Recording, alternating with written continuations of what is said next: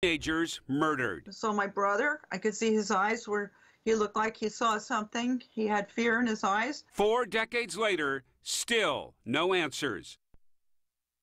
Well, the killings of 2 Aloha High School students was big news in the fall of 1974, and detectives thought they caught the killer right away. But in this Coin 6 Unsolved, our Dan Tilkin tells you why the killer may still be out there. And we want to warn you, the images of the crime scene are very graphic.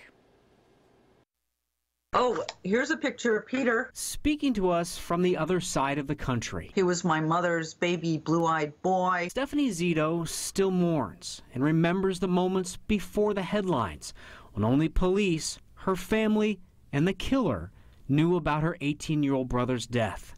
She remembers her mom, Faith, trying to hold strong. She was absolutely devastated. Her family went together to the morgue, and she saw a look of fear in Peter's otherwise lifeless eyes. My father has always been a happy guy, always joking and making everybody laugh. And it's the first time I ever saw him cry.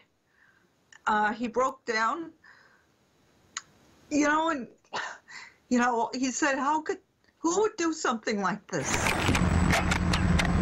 The date is 10/3/74. Detectives made this film of the crime scene at the Oak Hills Recreation Center. Peter's body was next to his car. At the driver's side door. He was shot in the front of the head. His 16-year-old friend, Donald Bartron, was slumped inside the engine compartment where he'd been trying to fix the car. He was shot in the back of the head. The footage was discovered by Detective Robert Rookhausen. It wasn't really labeled. We didn't know what it was. The cold case was recently passed to him. The fact that 2 teenagers, shot in the head there, just blew everyone away. Right after the murder, the Washington County Sheriff's Office arrested another teenager, 18-year-old Joseph Wilson, who had a criminal gun record. He, Peter, and Donald had all been at the rec center the night before when there was a fight.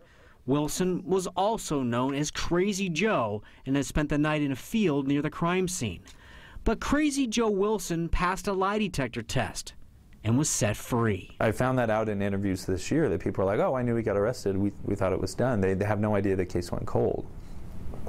So I strongly believe there's people from class of 1973, 1974, 1975 at Aloha High School that have knowledge of who did this. And there's still the possibility Joseph Wilson snuck up on the boys. So right here. Right here. 20 years after the murders, Joe Wilson called Peter's mom. He was very, very angry. He's yelling and screaming at her about, why he was accused and why he was arrested 20 years after this happened. Wilson died 17 years ago. Faith Zito died just in August, still not knowing who devastated her family. My mother's, gone to heaven, and I know that she's happy to be with Peter. I know that, and I'm thankful for her that now she's not suffering. Suffering that had gone on for 43 years. Dan Tilkin, Coin 6 News.